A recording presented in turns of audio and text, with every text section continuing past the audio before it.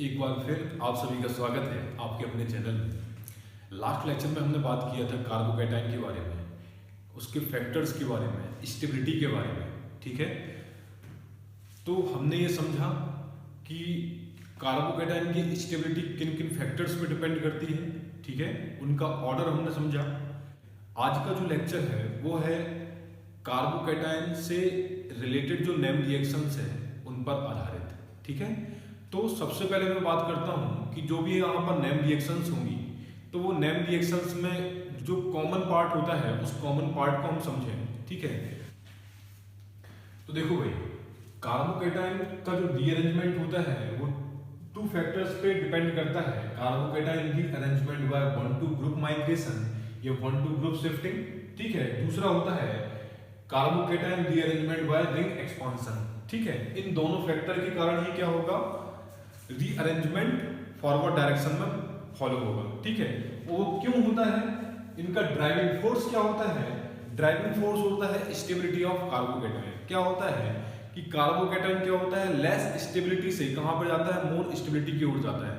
ठीक है, तभी अगर ऐसा होगा कि भाई मोर स्टेबल कार्बोकैटायन फॉर्मेशन हो रहा है और माइग्रेशन के थ्रू आप लेस स्टेबल कार्बोकैटायन में कन्वर्ट करा रहे हो तो वहां पर रीअरेंजमेंट पॉसिबल नहीं होगा। ठीक है, तो वो फैक्टर कौन सा है, वो टोटली डिपेंड करता है किस चीज पर, स्टेबिलिटी पर डिपेंड करता है। ठीक है, तो इस पर आधारित जो नेम रिएक्शंस हैं उन नेम रिएक्शंस की आज हम चर्चा करते हैं। ठीक है, तो चलिए शुरू करते हैं।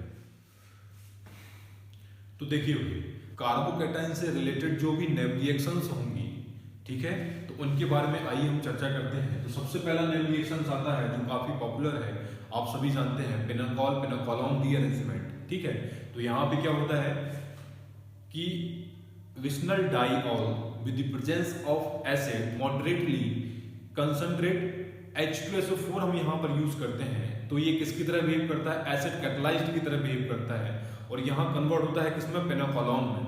ठीक है, कीटोन का फॉर्मेशन होता है बाय रीअरेंजमेंट। समझ में आ रहा है? तो देखिए यहाँ पे ये क्या है, आपका विस्नल डाइऑल है।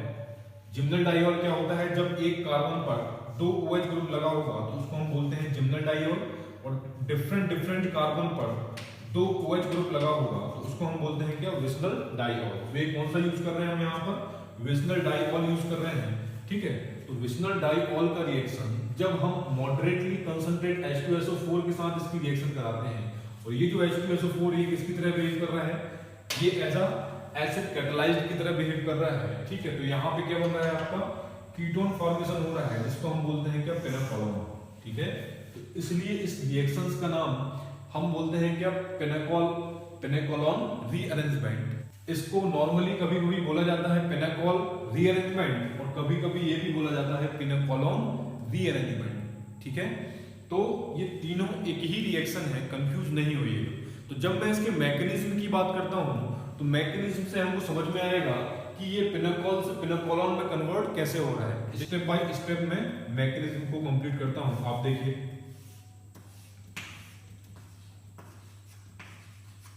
देखो भाई, जब ये पिनोकोल का रिएक्शन इससे हम कराएं H2SO4, अब आपको पता है कि H2SO4 क्या होता है, कंसंट्रेट एसिड होता है। तो यहां पे क्या होता है, ये H+ और HSO4 में विघटित होगा, है ना। तब यहां से ये जो है OH ये क्या करेगा, प्रोटॉन को एब्स्ट्रैक्ट करेगा। एब्स्ट्रैक्ट करने के बाद क्या बनाएगा जी, यहां पर ये OH और प्रोटेक्ट होने के बाद ये कन्वर्ट हो जाएगा OH2+ में। प्लस क्यों हुआ है, मैं यहाँ OH2+ में क्यों कन्वर्ट हुआ है इसका मैंने आपको पहले भी डिस्कस किया है प्रीवियस लेक्चर में। ठीक है, क्यों, क्योंकि यहाँ पर ये जो lone pair of electron H+ को दे रहा है उसके बाद यहाँ पे क्या आ रहा है, ऑक्सीजन के पास डेफिशिएंसी आ रही है।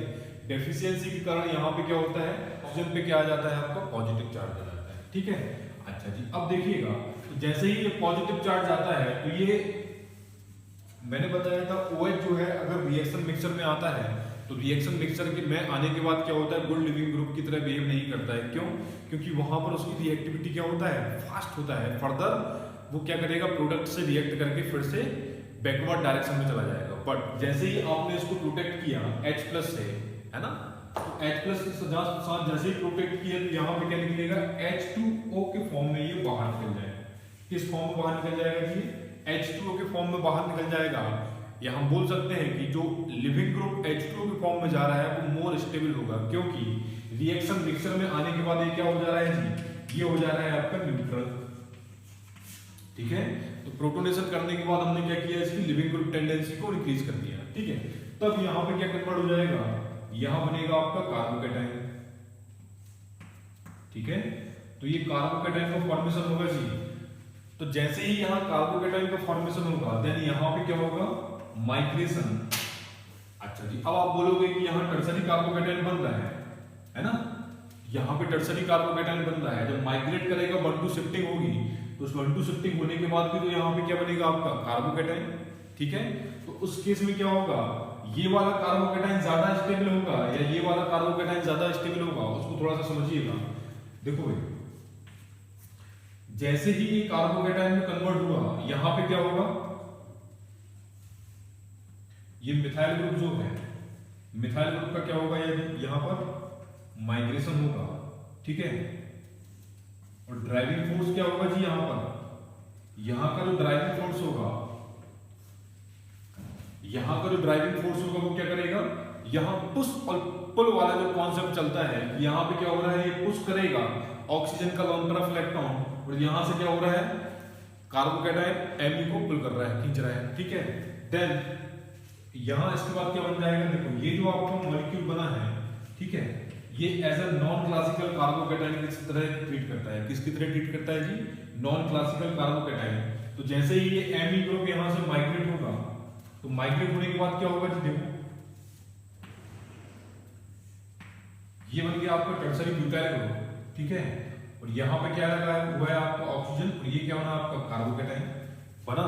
तो अब ये कार्बोकैटायन ज्यादा स्टेबल होगा इस कार्बोकैटायन के रिस्पेक्ट में। क्यों ज्यादा स्टेबल होगा, क्योंकि यहाँ पर जो कार्बोकैटायन है वो कार्बोकैटायन स्टेबलाइज हो रहा है किसके द्वारा, नॉन बॉन्डेड इलेक्ट्रॉन पेयर के द्वारा। और मैंने बताया था कि नॉन बॉन्डेड जो इलेक्ट्रॉन पेयर होते हैं वो कार्बोकैटायन को ज्यादा स्टेबलाइज करता है। ठीक है, अच्छा जी, कैसे हो रहा है वो समझो थोड़ा सा। तो जैसे ही ये स्टेबलाइज करेगा तो यहाँ पे क्या आ रहा है, डबल बॉन्ड O और ये H+ हो जाएगा। ठीक है, और यहाँ पर ये टर्सरी ब्यूटाइल ग्रुप है। ठीक है, तो इस केस में आप देखोगे यहाँ पर इस मॉलिक्यूल का जो ऑक्टेट है वो टोटली कंप्लीट है, और यहाँ पर इसका ऑक्टेट कंप्लीट नहीं है। तो इस केस में जो कार्बोकैटायन की स्टेबिलिटी होती है वो क्या होती है, मैक्सिमम होती है। समझ में आ रही है बात। देन ये फर्दर क्या होगा, यहाँ पर क्या हुआ था, H2SO4 जैसे ही H+ और HSO4- में कन्वर्ट हुआ था, तो ये H+ लेने के बाद यहाँ क्या बचा था आपका कॉन्जुगेट बेस। तो अब ये जो कॉन्जुगेट बेस है आपका HSO4-, तो ये HSO4- क्या करेगा, यहाँ से ये H+ आयन लेने के बाद क्या करेगा, इस ऑक्सीजन को स्टेबलाइज करेगा। क्यों, क्योंकि यहाँ ऑक्सीजन के पास क्या है, अभी प्लस चार्ज है। ठीक है, मतलब इलेक्ट्रॉन की कमी है, तो इलेक्ट्रॉन की कमी कहां से पूरा करेगा, इसने जैसे ही प्रोटॉन लिया तो ये बॉन्डेड इलेक्ट्रॉन पेयर कहां पर शिफ्ट हो जाएगा, ऑक्सीजन पर, और ऑक्सीजन को क्या करेगा, स्टेबलाइज करेगा। देन यहां पर बन जाएगा आपका क्या, डबल बॉन्ड O। ठीक है, तो यही हमारा प्रोडक्ट था जिसको हम बोल रहे हैं क्या, पिनाकोलोन। बात समझ में आ रहा है। मेन चीज क्या था यहाँ पर, ये जो कार्बोकैटायन यहाँ से टर्सरी कार्बोकैटायन से क्या बन रहा है, यहाँ पे भी टर्सरी कार्बोकैटायन बन रहा है, बट ये टर्सरी कार्बोकैटायन क्या होगा, मोर स्टेबल होगा। क्यों, क्योंकि ये कार्बोकैटायन स्टेबलाइज है किसके द्वारा, नॉन बॉन्डेड इलेक्ट्रॉन पेयर के द्वारा। क्लियर हुई बात। तो देखिए अभी हमने समझा क्या, पिनाकोलोन रीअरेंजमेंट का मैकेनिज्म। इस मैकेनिज्म के थ्रू क्या बनता है आपका, पिनाकोलोन का फॉर्मेशन होता है। ठीक है, अब ये तो हमने समझा सिंपल जो रिएक्शंस था, है ना। एग्जाम में ऐसा तो आएगा नहीं, एग्जाम में क्या आता है, क्वेश्चंस आते हैं, तो उन क्वेश्चंस को हम यहाँ पर समझते हैं। ठीक है,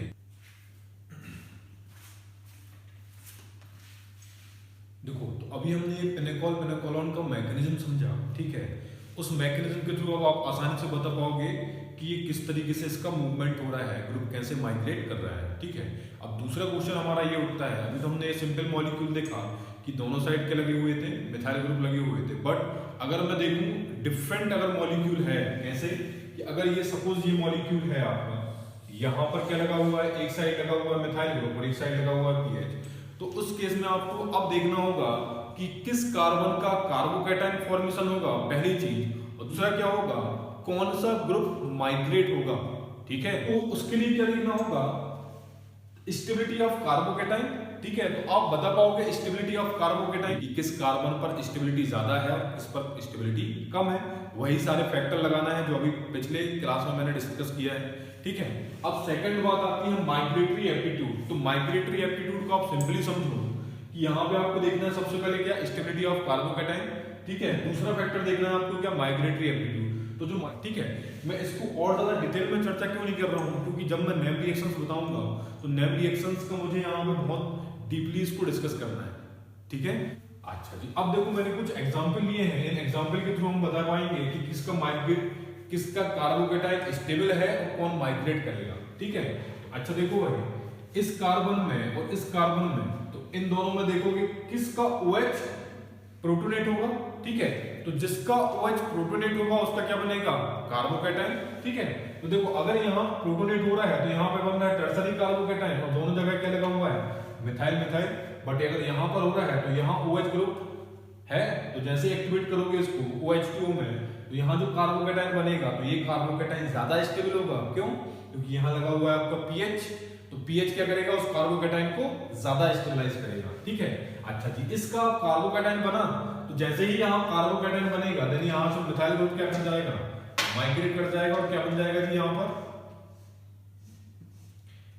pH यहाँ पर लगा हुआ है, मिथाइल माइग्रेट करेगा तो ये बन जाएगा प्रोडक्ट इसका। ठीक है, अच्छा जी, अब यहाँ पे आ जाओगे तो यहाँ देखोगे यहाँ पे भी दो एल्काइल ग्रुप लगा हुआ है, यहाँ पर एक एल्काइल ग्रुप लगा हुआ है और एक विनाइल ग्रुप लगा हुआ है। तो जैसे ही यहाँ कार्बोकैटायन जनरेट होगा तो इसके रिस्पेक्ट में यहाँ कार्बोकैटायन को ज्यादा स्टेबलाइज करेगा। क्यों करेगा, क्योंकि ये क्या है आपका विनाइल ग्रुप, रेजोनेंस के थ्रू क्या करेगा, कार्बोकैटायन को स्टेबलाइज करेगा। और मैंने स्टेबिलिटी का ऑर्डर बताया था कि सबसे ज्यादा कौन स्टेबलाइज करता है, रेजोनेंस, देन इंडक्टिव या हाइपर कॉन्जुगेशन। ठीक है, अच्छा जी, अब देखो यहाँ पे क्या बन जाएगा इसका प्रोडक्ट, इसका प्रोडक्ट हो जाएगा ये। अब यहाँ पे जब देखेंगे हम तो यहाँ पे भी वही कहानी है कि यहाँ लगा हुआ है क्या, OMe, और यहाँ लगा हुआ है क्या, CH3। तो ये डाल रहा है OMe क्या, ये डाल रहा है प्लस M इफेक्ट, और यहाँ पे ये CH3 डाल रहा है क्या, प्लस I इफेक्ट डाल रहा है, as well as hyperconjugation डाल रहा है। ठीक है, इसके थ्रू क्या करेगा, इस कार्बोकैटायन को स्टेबल करेगा। तो अब आपको ये समझ में आ जाना चाहिए कि इन दोनों में कहां पर कार्बोकैटायन स्टेबलाइज ज्यादा होगा। तो इस पोजीशन पर कार्बोकैटायन ज्यादा स्टेबलाइज होगा। क्यों, क्योंकि यहाँ पर ये जो ग्रुप है कौन सा इफेक्ट डाल रहा है, प्लस M इफेक्ट डाल रहा है, जिसके थ्रू क्या होगा, इस कार्बोकैटायन को ज्यादा स्टेबलाइज करेगा, कार्बोकैटायन के मैग्नीट्यूड को उतना ही ज्यादा कम करेगा। ठीक है, तो यहाँ जो प्रोडक्ट बनेगा वो क्या बन जाएगा जी, ये बन जाएगा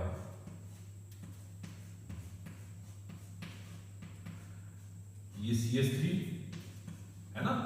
यहां से माइग्रेट कौन होगा भाई, ये CH3 होगा ना, ये क्यों नहीं होगा, अभी हमने देखा ऑर्डर क्या होगा, ये होगा। ठीक है, तो यहां पे जाएगा अनदर pH किसके साथ, OMe के साथ,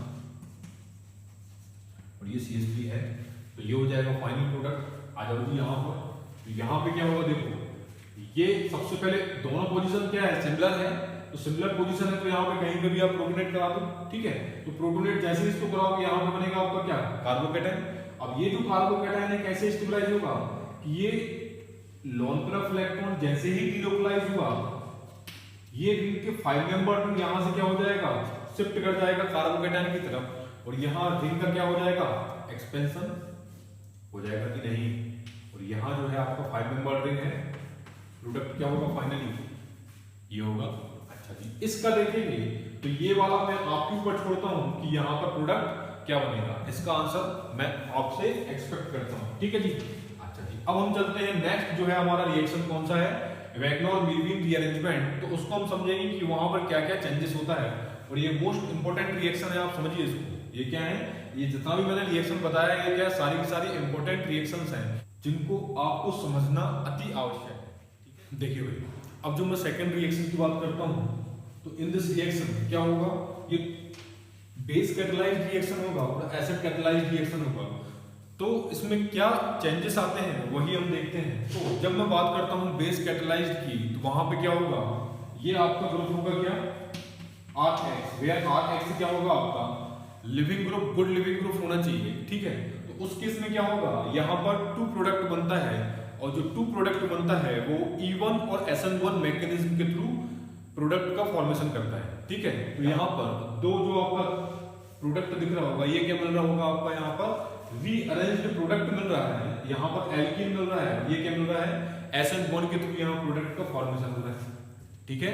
but in the case of acid catalysed तो यहाँ पर सिर्फ क्या हो रहा है, E1 के थ्रू यहाँ पर एल्कीन फॉर्मेशन हो रहा है, मोर सब्स्टिट्यूटेड एल्कीन का फॉर्मेशन हो रहा है, ठीक है। तो अब हमको ये समझना जरूरी है कि इसका मैकेनिज्म क्या होगा और किस तरीके से इसका रीअरेंजमेंट हो रहा है, ठीक है। तो रीअरेंजमेंट को समझने के लिए मैकेनिज्म को समझना बहुत जरूरी है, ठीक है। तो चलिए देखिए, तो सबसे पहले मैं बात करता हूं कि इसका फर्स्ट वाले का। तो यहां पे क्या हो रहा है जी, देखो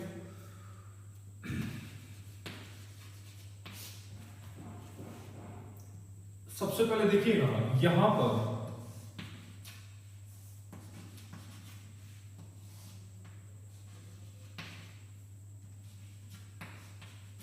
ये जो Br है, ठीक है, ये निकलेगा एज अ लिविंग ग्रुप, तो Br माइनस के फॉर्म में गया। यहाँ पर जो लेस स्टेबल कार्बोकैटायन है, यहाँ जो फैक्टर लग रहा है वो फैक्टर कौन सा लग रहा है कि less stable carbocation convert into more stable carbocation, किसके द्वारा, रीअरेंजमेंट के द्वारा, ठीक है। तो समझो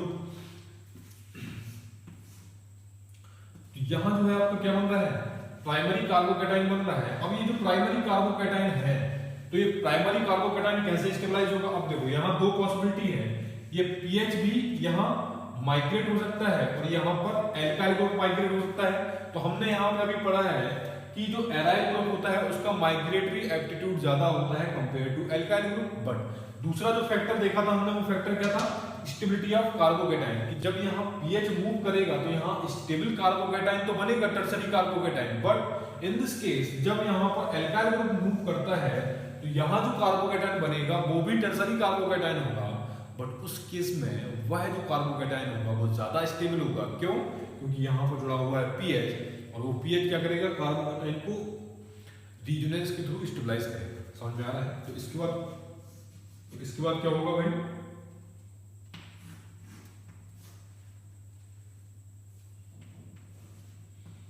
ये जो कार्बोकैटायन बना है ना, तो ये जो कार्बोकैटायन बना है, अब यहां पर 2 पॉसिबिलिटी है। कितना पॉसिबिलिटी है जी? 2 पॉसिबिलिटी है कि यहां पे क्या करें, ये OH SN1 के थ्रू प्रोडक्ट दे, ठीक है। और दूसरा पॉसिबिलिटी क्या है, ये जो OH है, ये OH किस मैकेनिज्म के थ्रू, प्रोटॉन, कौन सा प्रोटॉन, ये बीटा प्रोटॉन को अट्रैक्ट करे, ठीक है। और किस मैकेनिज्म के थ्रू, E1 के थ्रू जो है आपका अनदर प्रोडक्ट दे, ठीक है। तो यहां पर जो प्रोडक्ट बनेगा वो कौन सा बनेगा जी, देखो यही प्रोडक्ट बना है, ऊपर देखिए बना है कि नहीं, ठीक है। बट इस केस में क्या होगा, जब यहाँ E1 होगा तो यहां से क्या करेगा, OH जैसे ही ये प्रोटॉन को लेगा, और ये जो है आपका बॉन्डेड इलेक्ट्रॉन है, ये बॉन्डेड इलेक्ट्रॉन किसके द्वारा स्टेबलाइज होगा, बैक एंड p ऑर्बिटल के द्वारा, ठीक है। और यहां फॉर्मेशन होगा किसका, एल्कीन का। समझ में आ रही है बात? तो यहां 2 प्रोडक्ट का फॉर्मेशन होगा, ये होगा क्या, सब्स्टिट्यूटेड प्रोडक्ट होगा, और ये क्या होगा, एलिमिनेटेड प्रोडक्ट होगा। समझ में आ रहा है? ठीक है। ये हुआ बेस कैटालाइज्ड वैगनर-मीवी रीअरेंजमेंट। अब दूसरा देखता हूं मैं क्या, एसिड कैटालाइज्ड। तो एसिड कैटालाइज्ड में क्या होगा, जो एसिड कैटालाइज्ड है वो सबसे ज्यादा इंपॉर्टेंट है, उसको आप ध्यान से समझो। देखो ये हमारा सबस्ट्रेट मॉलिक्यूल है और यहां हम लिए हैं क्या, H2SO4 एज अ कैटलिस्ट। कौन सा कैटलिस्ट, एसिडिक कैटलिस्ट, ठीक है। तो ये किस में कन्वर्ट होगा, H+ में और HSO4- में, ठीक है। तो अभी हमने बताया कि जैसे ही ये एसिड होता है तो ये एसिड का फंक्शन क्या होता है, OH को एक्टिवेट करता है, और एक्टिवेट करके क्या बनाएगा यहाँ पर भाई, ये बना देगा आपका H2O+। तो ये जो H2O+ बना है, ध्यान से समझो इस चीज को। अब ये जो H2O+ बना है, ये बन गया आपका क्या, गुड लिविंग ग्रुप बना है कि नहीं। अब जैसे ही गुड लिविंग ग्रुप है, ये H2O के फॉर्म में क्या हो जाएगा, बाहर चला जाएगा और बन जाएगा यहाँ पर क्या, कार्बोकैटायन। अब ध्यान से समझो, वो जो कार्बोकैटायन बन रहा है वो कार्बोकैटायन कौन सा होगा, सेकेंडरी कार्बोकैटायन है। अच्छा जी, रीअरेंजमेंट कब होगा? जब प्राइमरी कार्बोकैटायन होगा या सेकेंडरी कार्बोकैटायन होगा। पॉसिबिलिटी जब होगी इस प्राइमरी एंड सेकेंडरी कार्बोकैटायन से किस में कन्वर्ट हो जाए, टर्सरी या क्वाटरनरी कार्बोकैटायन में अगर कन्वर्ट होता है तो उस केस में क्या होगा, रीअरेंजमेंट पॉसिबल होगा। ऐसा हाँ, जैसे ही कार्बोकैटायन में कन्वर्ट हुआ तो अभी आपको पता है कि यहां पर क्या हो सकता है पॉसिबिलिटी, ये पॉसिबिलिटी क्या हो सकता है कि ये जो आपका मेथल ग्रुप है ये क्या हो, 1-2 माइग्रेशन हो। ठीक है, मेथल ग्रुप का जैसे ही 1-2 माइग्रेशन होगा तो यहां क्या बन जाएगा जी, यहां बन जाएगा आपका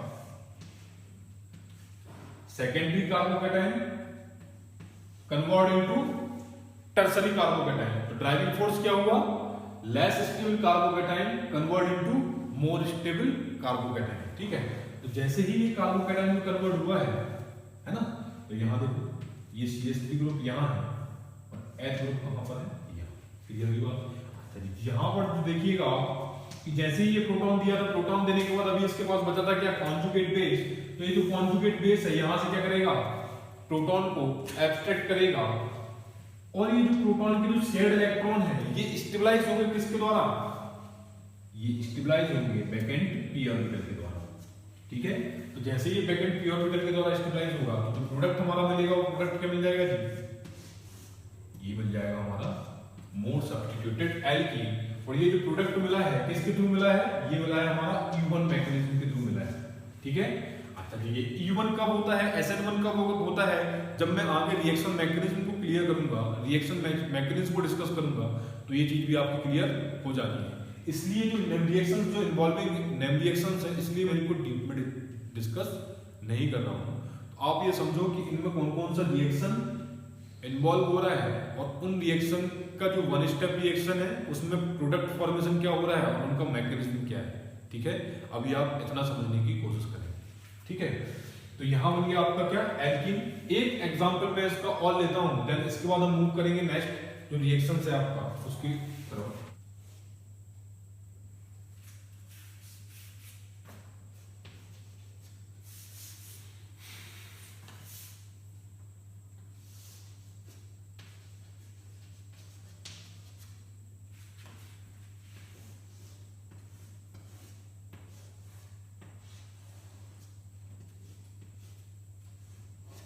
ठीक है, तो देखो सबसे पहले वो जो बेसिक है, बेसिक से समझो आप। ये H+ ने यहां से प्रोटॉन लिया, ये OH नहीं, हमने क्या करना है, जो एसिड है वो क्या कर रहा है, OH को एक्टिवेट कर रहा है ना। देन यहां पे क्या हो जाएगा, ये OH कन्वर्ट होगा किसमें, OH2+ में। ठीक है, तो जैसे ही ये OH2+ में कन्वर्ट होगा यहां पर क्या होगा, ये मूव करेगा और यहां बनेगा आपका सेकेंडरी कार्बोकैटायन बनेगा जी। अब ये जो सेकेंडरी कार्बोकैटायन है बड़ा ध्यान से समझो इस चीज को, ये सेकेंडरी कार्बोकैटायन क्या हो जाएगा, स्टेबलाइज होगा इस ग्रुप के द्वारा। ठीक है, तो जैसे ही ये बॉन्ड एक्सटेंड होगा किसकी तरफ, कार्बोकैटायन की तरफ, तो आप देखोगे यहाँ पे कार्बोकैटायन कौन सा था, सेकेंडरी कार्बोकैटायन टर्सरी कार्बोकैटायन में कन्वर्ट हो जाएगा। ठीक है, देखो कैसे, यहां जो प्रोडक्ट बनेगा आपका,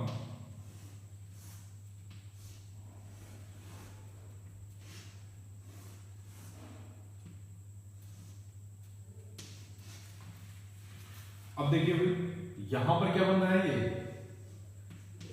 कार्बोकैटायन का फॉर्मेशन हुआ। ठीक है, अच्छा यहां देखो ये वाला जो ग्रुप है वो किससे ऐड हो गया है, अगर मैं इसको नंबरिंग कर दूं, ठीक है, ये 1 2 3 4 5 6 है ना, और ये 7 कार्बन। ठीक है, अच्छा जी अब देखो फिफ्थ कार्बन किससे ऐड हो रहा है, थर्ड कार्बन से। तो ये कौन सा कार्बन होगा, फिफ्थ कार्बन, और ये कौन सा कार्बन होगा, थर्ड। और फोर्थ कार्बन कौन सा है, ये वाला, ये सेकंड, फर्स्ट, और ये वाला कौन सा कार्बन होगा, सिक्स्थ कार्बन होगा। ठीक है, अब एक चीज देख रहे हो यहाँ पर, अब इसको मैं कैसे लिख सकता हूँ जी, इसको अगर देखो तो ये 1 2, अभी क्या था यहाँ पर 1, जो ब्रिज्ड कार्बन था यहाँ पर नंबर ऑफ कार्बन कितना था, 1 था ना, अब यहाँ नंबर ऑफ कार्बन कितने हो जाएंगे, 2। इसको मैं अगर ये वाला कोना उठा के मैं अगर ऐसा रखता हूँ तो ये वाला कार्बोकैटायन कहां पर जाएगा, ये कार्बोकैटायन आ गया और ये CH3 आ गया, आया कि नहीं। ठीक है, अच्छा जी अब देखो ये जो कार्बोकैटायन है इस कार्बोकैटायन के रिस्पेक्ट में आप देखो बीटा हाइड्रोजन कौन कौन सा होगा, ये बीटा हाइड्रोजन ये भी है और एक बीटा हाइड्रोजन यहां पर भी है, मतलब दोनों पॉसिबिलिटी हो सकती है। तो हम दोनों का प्रोडक्ट देखते हैं और दोनों का प्रोडक्ट देखने के बाद हम देखेंगे कि मेजर पॉसिबिलिटी किसकी है। ठीक है, देखो भाई यहां पर जो प्रोडक्ट बनेगा वो कौन सा बनेगा, ये बनेगा जब ये वाला हाइड्रोजन एब्स्ट्रैक्ट होगा। ठीक है, ये कौन सा वाला है, ये फर्स्ट है, सपोज ये सेकंड है, तो सेकंड पॉसिबिलिटी क्या हो जाएगी जी, सेकंड में बनेगा आपका ये। अब आप सभी को पता है, पहले भी डिस्कस किया हूं, ब्रिज हेड कार्बन पर कार्बोकैटायन और एल्कीन दोनों ही क्या करते हैं, ओवरऑल मॉलिक्यूल को जो है अनस्टेबलाइज करता है। क्यों, वो इसलिए क्योंकि ये कार्बोकैटायन का और एल्कीन का जो नेचर होता है वो क्या करता है, वो होता है आपका कोप्लेनर मॉलिक्यूल को लाना चाहता है। ठीक है, लेकिन जैसे ही ये प्लेन में आएगा तो ये मॉलिक्यूल इतना ज्यादा रिजिड होता है कि प्लेन में जैसे ही लाने की कोशिश करोगे इसको, तो इस मॉलिक्यूल की जो एनर्जी है वो क्या कर जाएगी, इंक्रीज कर जाएगी। मींस इसकी जो स्टेबिलिटी होगी वो क्या हो जाएगी, भले ही एल्कीन यहाँ मोर सब्स्टिट्यूटेड बन रहा है लेकिन प्रोडक्ट क्या होगा, लेस स्टेबल होगा। क्यों, क्योंकि ये कहां पर है, ब्रिज हेड कार्बन पर एल्कीन का फॉर्मेशन हो रहा है। ठीक है, तो ये वाला पॉसिबिलिटी संभव नहीं है, तो यहाँ प्रोडक्ट कौन सा बनेगा, ये बनेगा। कैसे बन रहा है समझ में आ रहा है, तो ये एल्कीन कहां फॉर्मेशन हुआ, देखो जो हमने यहाँ पर बैन की प्रोडक्ट था आपका वही फॉर्मेशन हुआ। क्लियर हुई, तो ये था आपका कौन सा रिएक्शन, सेकंड रिएक्शन। अब हम चलते हैं कहां, थर्ड रिएक्शन की ओर जो है। अब देखिए जब मैं डेंजनॉफ रीअरेंजमेंट की बात करता हूं, अब होता क्या है कि ये एमीन जो है, एमीन का डायस्टाइजेशन होता है और डायस्टाइजेशन के थ्रू क्या बनता है, कार्बोकैटायन, और वह जो कार्बोकैटायन रीअरेंज्ड होकर क्या होता है, स्टेबल कार्बोकैटायन में कन्वर्ट होता है। देन फर्दर क्या होगा, तीन प्रोडक्ट मिलता है यहाँ पर, है ना, सब्स्टिट्यूटेड प्रोडक्ट मिलेगा, ठीक है, हैलोजिनेटेड प्रोडक्ट मिलेगा, और तीसरा जो मिलता है वो क्या मिलता है आपका, एलिमिनेटेड प्रोडक्ट मिलता है। ठीक है, तो लेकिन जो डेंजनॉफ का मेन जो प्रोडक्ट है वो क्या होता है आपका, एल्कोहलिक प्रोडक्ट प्राप्त होता है। ठीक है, तो इसका हम जब मैकेनिज्म समझेंगे तो मैकेनिज्म क्या होता है, देखिए देखो एक सेपरेटली मैं लेक्चर डालूंगा इसका कि कैसे एमीन से N2 का फॉर्मेशन होता है ना, बहुत कंफ्यूजन होता है इससे। देन जैसे ही मैंने यहाँ पे क्या होगा, HNO2 से रिएक्शन कराओगे तो ये HNO2 क्या कन्वर्ट, इसको HNO2 कन्वर्ट करेगा NH2 को N2 प्लस में, है ना, डाईएजोनियम आयन में कन्वर्ट करेगा। और ये डाईएजोनियम आयन क्या होता है, गुड लिविंग ग्रुप होता है। क्यों गुड लिविंग ग्रुप होता है, क्योंकि जैसे ही रिएक्शन मिक्सर में आता है, रिएक्शन मिक्सर में आने के बाद किसमें कन्वर्ट हो जाता है, N2 के फॉर्म में निकलेगा। किस फॉर्म में निकलता है जी, N2 गैसियस फॉर्म में निकलता है। ठीक है, और यहां से क्या होगा, N2 रिलीज होगी, देन यहां बन जाएगा आपका क्या, कार्बोकैटायन। अब ये आपको दिख रहा होगा, ये प्राइमरी कार्बोकैटायन है ना, तो ये प्राइमरी कार्बोकैटायन का फॉर्मेशन प्राइमरी, देखो तो यहाँ आपको प्राइमरी कार्बोकैटायन दिख रहा है ना, तो ये प्राइमरी कार्बोकैटायन क्या स्टेबल होता है, नहीं होता है, आपको पता है ना, मैंने बताया भी, डिस्कस भी किया है। तो यहाँ पे क्या होगा, ये जो प्राइमरी कार्बोकैटायन है वो क्या होगा, फर्दर स्टेबलाइज होगा, किसके थ्रू, रिंग एक्सपांशन के थ्रू। तो यहाँ जो 4 मेंबर्ड रिंग है किसमें कन्वर्ट हो जाएगा, ये कन्वर्ट हो जाएगा 5 मेंबर्ड रिंग में। ठीक है, और यहाँ हो जाएगा आपका क्या, प्राइमरी कार्बोकैटायन। अच्छा जी, यहाँ देखो जो रिंग स्ट्रेंथ था रिलीज हुआ। दूसरा क्या है कि जो प्राइमरी कार्बोकैटायन था, लेस स्टेबल कार्बोकैटायन था, लेस स्टेबल कार्बोकैटायन किसमें कन्वर्ट हो गया, मोर स्टेबल कार्बोकैटायन में कन्वर्ट हो गया। देन इसके बाद यहाँ पर जो प्रोडक्ट बनते हैं कितने, 3 प्रोडक्ट मिलेंगे आपको, जिसमें से एक जो प्रोडक्ट होता है वो क्या होता है, मेजर। अच्छा जी, अब बात आती है क्या, OH। ठीक है, देखो जब हम क्या करेंगे, NaNO2HCl जब यूज करते हो तो पॉसिबिलिटी है किसकी, कि ये यहाँ पे हैलोजिनेटेड या क्लोरीनेटेड प्रोडक्ट भी दे सकता है। ठीक है, और दूसरा पॉसिबिलिटी क्या है कि जब इसका हम कंसंट्रेशन, अगर OH का कंसंट्रेशन ज्यादा होता है तो ये किसकी तरह बिहेव करता है, बेस की तरह। अगर पॉसिबिलिटी है बेस की तरह बिहेव करने की तो उस केस में क्या बन जाएगा आपका, एलिमिनेटेड प्रोडक्ट का फॉर्मेशन हो जाएगा। तो एक प्रोडक्ट जो है आपको ये मिलेगा, सेकेंडरी अल्कोहल, एक प्रोडक्ट मिलेगा आपका क्या, Cl, और अनदर प्रोडक्ट मिलेगा आपका क्या, ठीक है। जिसमें से जो मेजर प्रोडक्ट होता है वो मेजर प्रोडक्ट कौन सा होता है जी,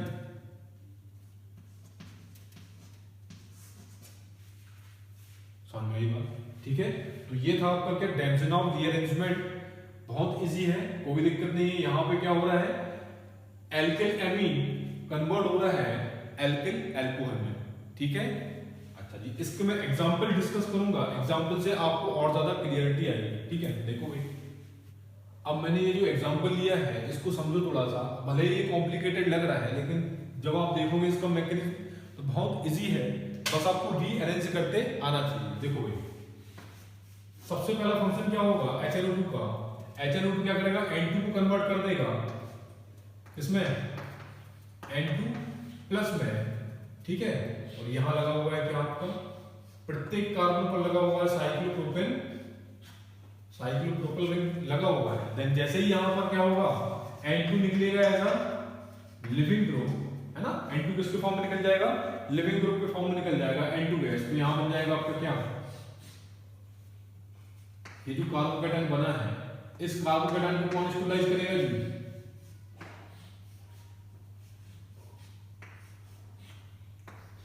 ये साइक्लोप्रोपिल रिंग स्टेबलाइज करेगा। देन यहां पे क्या आ जाएगा आपका कार्बोकेटाइन, ठीक है। तो यहां बन जाएगा क्या, 3 मेंबर कन्वर्ट इनटू 4 मेंबर, और इसके एडजेसेंट लगा हुआ है क्या, साइक्लोप्रोपिन, ठीक है। तो अब यहां ध्यान से समझो, इसके भी एडजेसेंट पे लगा हुआ है साइक्लोप्रोपिल, जैसे ही ये रीअरेंज होगा, ठीक है, तो यहां पे भी बनेगा कार्बोकेटाइन, तो इसके एडजेसेंट पे भी लगा हुआ है साइक्लोप्रोपिल, तो यहां पे भी क्या बनेगा, कार्बोकेटाइन। तो ये फर्स्ट से शिफ्ट होगा, तो यहां पे क्या बनेगा, जितना भी आपका साइक्लोप्रोपिल रिंग दिख रहा है वो कन्वर्ट हो जाएगा किसमें, साइक्लोब्यूटेन में, ठीक है। तो यहां जो आपका प्रोडक्ट बनेगा वो क्या बनेगा जी, ये बन जाएगा।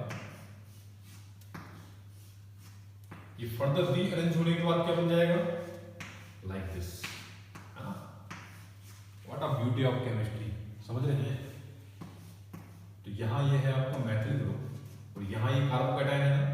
देन ये कार्बोकेटाइन से क्या करेगा, H2O मॉलिक्यूल जो निकला था यहां से, कहां निकला होगा, जब हम NH2 की रिएक्शन HNO2 से कराते हैं तो यहां पे क्या होता है, N2 रिमूव होता है, एज वेल एज क्या निकलता है यहां से, वाटर मॉलिक्यूल। तो ये वाटर मॉलिक्यूल क्या कर लेगा, फर्दर इससे इंटरेक्ट करके क्या बनाएगा आपका, अल्कोहल फॉर्मेशन करेगा, ठीक है। तो इसका जो फाइनल प्रोडक्ट जो हो जाएगा वो फाइनल प्रोडक्ट क्या होगा जी,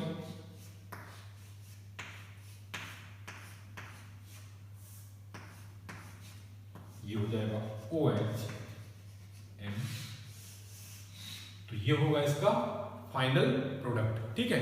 अब हम नेक्स्ट बात करते हैं डाइईनोल फिनोल रीअरेंजमेंट, ठीक है। ये भी बहुत इंटरेस्टिंग रिएक्शन है, बहुत ही इजी रिएक्शन है, मोस्टली कई बार आपने देखा होगा इसको एग्जाम में। अब देखो, जब मैं नेक्स्ट में बात करता हूँ डाइईनोल फिनोल रिएक्शन की, रीअरेंजमेंट का, तो वहां पे क्या होता है कि ये है आपका क्या, डाइईन, और ये क्या है, कीटो फॉर्म, इसलिए हम इसको बोल रहे हैं क्या, डाइईनोन। क्या बोल रहे हैं जी, डाइईनोन। और जो प्रोडक्ट बन रहा है वो किसमें कन्वर्ट हो जा रहा है, फिनॉल में कन्वर्ट हो जा रहा है, फिनॉल का डेरिवेटिव बन रहा है ना। तो इसलिए इस जो रिएक्शन है, इस रिएक्शन को ही हम बोल देते हैं डाइईनोल फिनॉल रीअरेंजमेंट, ठीक है। मैकेनिज्म के थ्रू हम इसको समझने की कोशिश करें कि किस तरीके से रीअरेंजमेंट पॉसिबल होगा। देखो भाई, जब मैं इसके मैकेनिज्म की बात करता हूं, सबसे पहले क्या होगा, देखो एसिड जो हम ले रहे हैं, आप जो एसिड यूज कर रहे हो, सबसे पहले आंख बंद करके देखो, जो भी OH ग्रुप लगा हुआ है, कीटोनिक ग्रुप लगा हुआ है, तो एसिडिक मीडियम क्या करता है, उसको एक्टिवेट करने का काम करता है, ठीक है। तो H+ आयन क्या करेगा, इसको जैसे ही एक्टिवेट करेगा तो ये बन जाएगा आपका क्या, पास में आ रहा है, pH होगा। अब यहां देखो कि यहां क्या पॉसिबिलिटी है रीअरेंज होने की, ठीक है। अच्छा जी, देखो जब यहां सर ये मिथाइल ग्रुप या पीएच ग्रुप अगर माइग्रेट करता है, कौन, मिथाइल ग्रुप या पीएच ग्रुप अगर माइग्रेट करता है, सपोज पीएच ग्रुप माइग्रेट करता है, तो ये डबल बॉन्ड कहां शिफ्ट होगा, टुवर्ड्स कार्बन, और ये शिफ्ट हो जाएगा टुवर्ड्स ऑक्सीजन, और क्या बनेगा,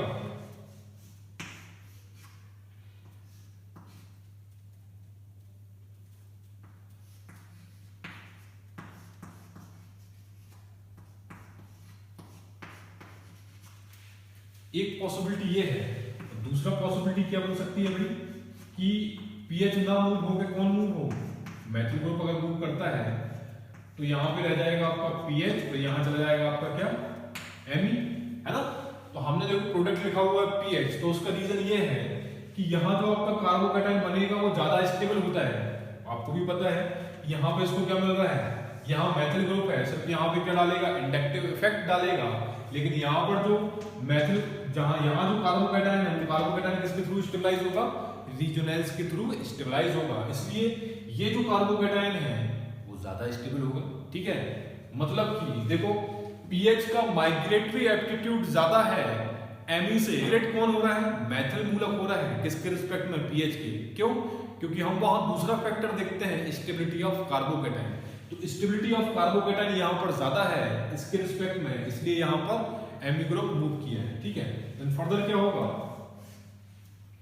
जैसे ही यहाँ पर आपका बना कार्बोकैटायन, तो जो HSO4 माइनस है, ये HSO4 माइनस क्या करेगा, बीटा हाइड्रोजन को एक्सपेक्ट करेगा, और बीटा हाइड्रोजन का जो शेयर्ड इलेक्ट्रॉन है, बॉन्डेड इलेक्ट्रॉन है, उसके द्वारा क्या होगा, ये कार्बोकैटायन को फर्दर स्टेबलाइज करेगा। कैसे, क्योंकि कार्बोकैटायन पर क्या है, डेफिशिएंसी है, तो ये शेयर्ड इलेक्ट्रॉन के फॉर्म में आएगा आपका कहां पर, कार्बोकैटायन पर तरफ। तो ये बन जाएगा क्या आपका डबल बॉन्ड आ जाएगा, और यहाँ OH, ये क्या हो जाएगा आपका पीएच देन एमई। इतना सा बात समझ में आता है। तो इसलिए ये मेजर प्रोडक्ट होगा, ये माइनर प्रोडक्ट होता है। ठीक है, तो अब आपको बिल्कुल कंफ्यूजन नहीं होना चाहिए कि कौन माइग्रेट होगा, कहां पर स्टेबल कार्बोकैटायन बनेगा। क्योंकि स्टेबिलिटी ऑफ कार्बोकैटायन की जब हम बात करते हैं, तो स्टेबिलिटी ऑफ कार्बोकैटायन मैंने बताया था प्रीवियस लेक्चर में, तो वहां तो आपको कोई डाउट नहीं होना चाहिए। रही बात माइग्रेटरी एप्टीट्यूड की, तो उसको हम देखते हैं कब, जब हम देखेंगे स्टेबल कार्बोकैटायन, देन उसके बाद हम देखते हैं कि भाई अब किसकी माइग्रेटरी एप्टीट्यूड ज्यादा है, तो वो माइग्रेट होगा। क्लियर हुई बात। एक एग्जांपल मैं इसका और ले रहा हूं, देन आज का लेक्चर हम यहीं पे खत्म करेंगे।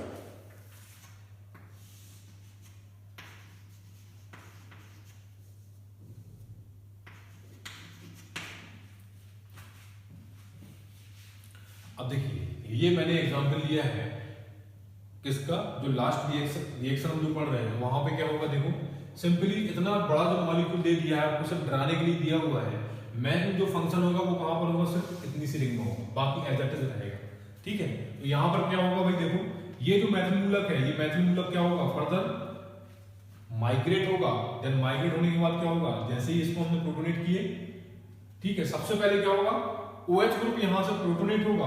प्रोटोनेट होने के बाद क्या होगा, मैथिल मूलक यहां से क्या होता है, माइग्रेट होता है। देन डबल बॉन्ड कहां से होगा, पाई स्टार CO में, पाई बॉन्ड कहां से होगा, टुवर्ड्स ऑक्सीजन। तो यहां जो प्रोडक्ट फॉर्मेशन होता है, वो प्रोडक्ट क्या मिल जाएगा जी, यहां पर फिनॉल का डेरिवेटिव फॉर्मेशन हो जाएगा। ठीक है, ये बन जाएगा आपका OH, और यहां आ जाएगा आपका क्या, Me। इतनी सी बात समझ में आती है। और एज इट इज जो रिमेनिंग मॉलिक्यूल है वो क्या रहेगा आपका, एज इट इज जैसा है वैसा ही रहेगा, वहां पर कोई चेंजेस नहीं आएंगे, ध्यान रखना इस बात को। ठीक है, तो यही ये मॉलिक्यूल है, देखो भाई। ठीक है, तो यहां सिर्फ चेंजेस कहां पर हुआ है, यहां पर हुआ है, बाकी मॉलिक्यूल जो है, बाकी रेस्ट ऑफ ऑल पार्ट जो है इस मॉलिक्यूल का, ओवरऑल आज के लेक्चर का, तो मुझे आशा है कि आज आप जो भी मैंने समझाया है वो समझ में आया होगा।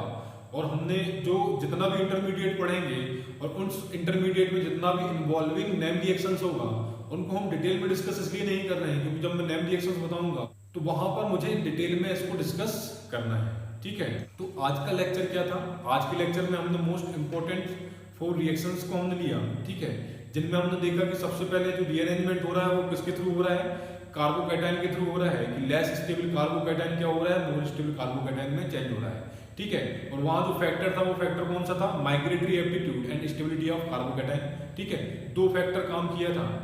ठीक है, कि उसके थ्रू ही क्या होगा, एल्काइल मूलक माइग्रेट होगा। ठीक है, और थर्ड था आपका क्या, रिंग एक्सपेंशन। तो रिंग एक्सपेंशन क्यों हो रहा था, क्योंकि रिंग एक्सपेंशन डिपेंड कर रहा है कि जो रिंग स्ट्रेंथ था, जैसे ही रीअरेंजमेंट हो रहा है तो वो रिंग स्ट्रेंथ क्या हो रहा है, रिलैक्स हो जा रहा है। ठीक है, तो रिलैक्सेशन ऑफ रिंग स्ट्रेन ही उसका क्या था, ड्राइविंग फोर्स था। ठीक है, तो ये था ओवरऑल आज के लेक्चर का।